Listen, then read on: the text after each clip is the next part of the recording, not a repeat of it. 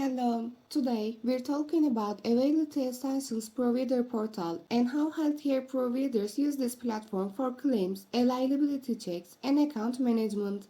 If you enjoy videos like this, don't forget to like our video and subscribe to our channel.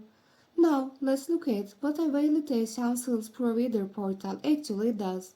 This online platform helps providers access healthcare tools from one dashboard. Many medical offices use this portal to manage claims, verify patient coverage, and review payment information during daily operations. Another important detail is the login process. Providers sign in to Availity Essentials Provider Portal using their registered username and password through the official website. After logging in, users can access claim status tools, eligibility information, and payer-related services connected to their account. If a provider doesn't already have access, registration is required before using the system.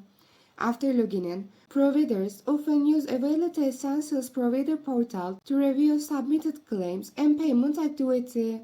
Now, let's talk about healthcare tools available through the portal. Availity Essentials Provider Portal includes eligibility check, claim management features, and payer communication tools. Providers may also access authorization-related information depending on the healthcare plan connected to the account.